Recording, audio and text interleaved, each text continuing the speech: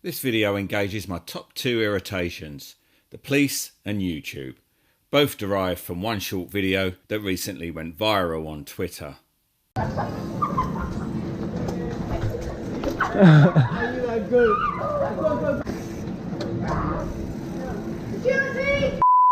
Security! Security? No.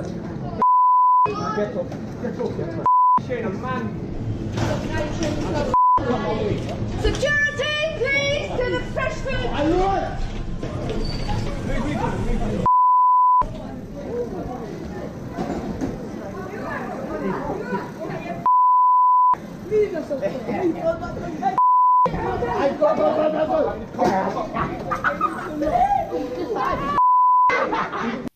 So not only do this mob of gutter rats terrorise ordinary people in a supermarket on their push bikes, they then assault the guy that tries to intervene.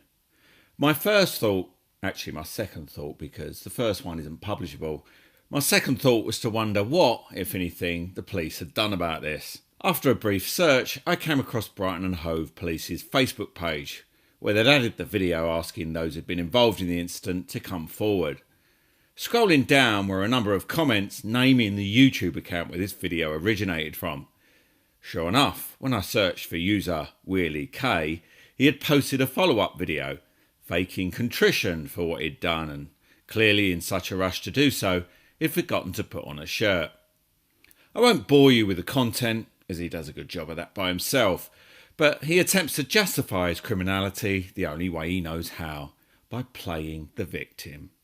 Yes, you see, the only reason this poor innocent mite and his gang of lost souls felt the urge to invade an Asda supermarket and terrorise shoppers was because the local authority haven't built any special bike parks for him and his mates. Oh, bless. Cry me a fucking river. Somebody left the following comment underneath his video. You are without doubt the most clueless moron that has ever uploaded to YouTube. You and your friends are mindless thugs, and if the police don't prosecute you, I'll do it myself. Look forward to my channel uploading a video about this. You are everything that is wrong with basic parenting, YouTube and the police all rolled into one big joke that isn't funny. Oh, that somebody was me, by the way. That prompted a response from another YouTuber who suggested I take a look at other accounts of those who may have been involved in the Asda incident. In this case, someone calling himself Little Harry 15.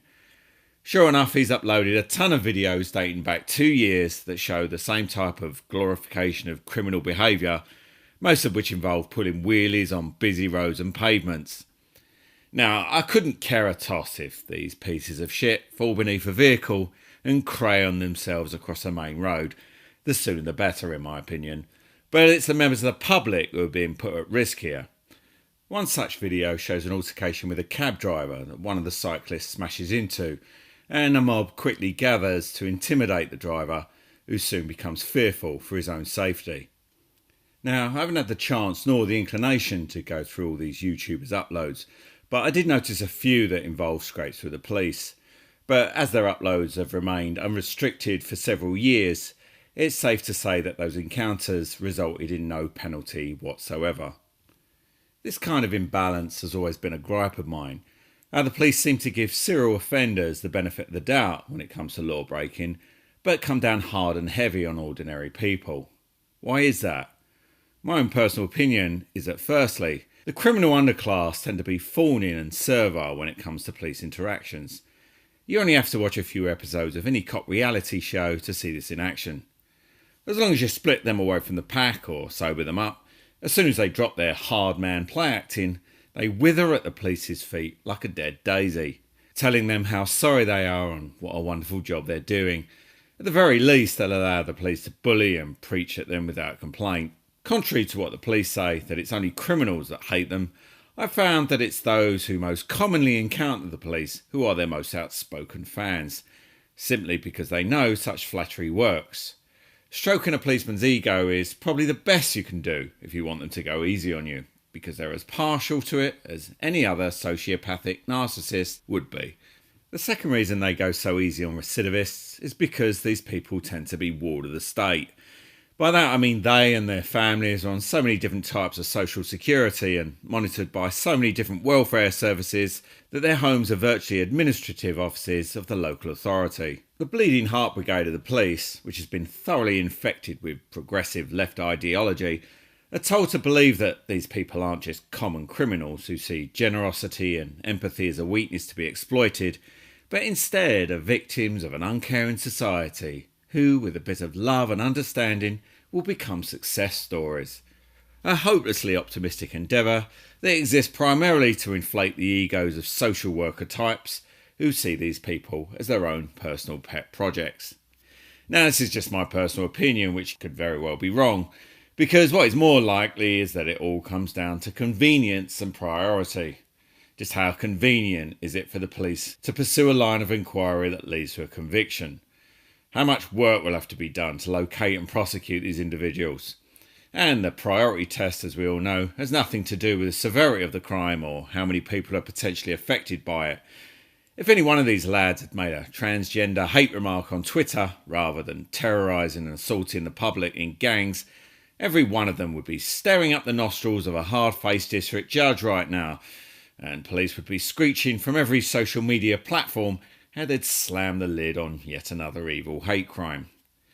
But for once, the police aren't just the only villains in this piece. Let's not forget that the local authority of Brighton and Hove have also allowed this persistent offending to continue unabated for 2 years, despite the multiplicity of powers they have to stamp it out.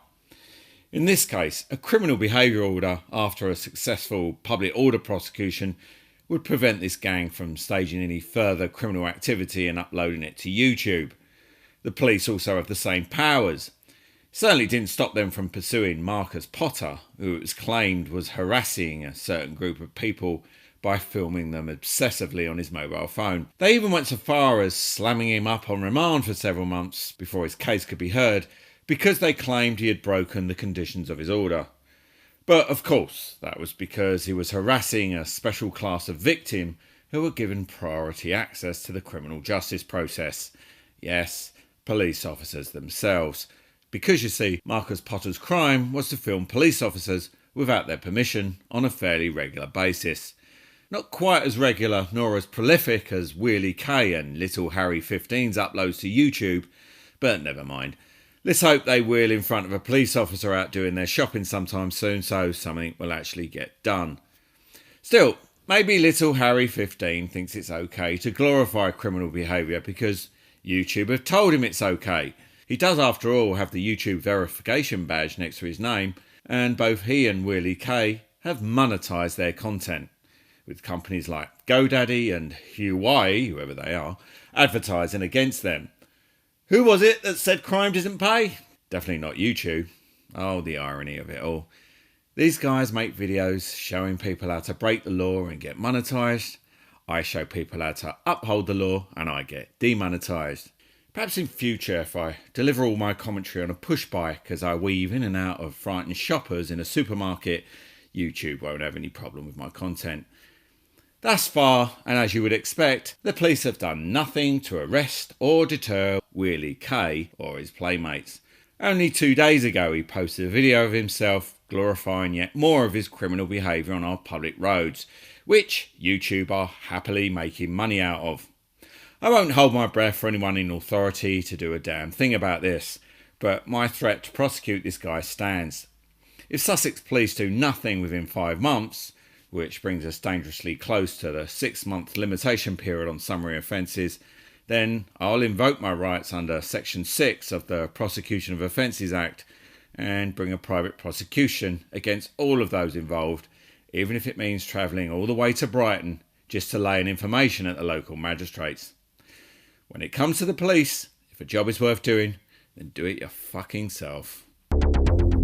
Due to the subject matter of my channel, YouTube are no longer recommending my videos. So if you think my content and my cause is worthwhile, please tell as many others as you can about me. The bigger this channel grows, the better I can fight police abuses of authority and empower as many people as possible to do the same.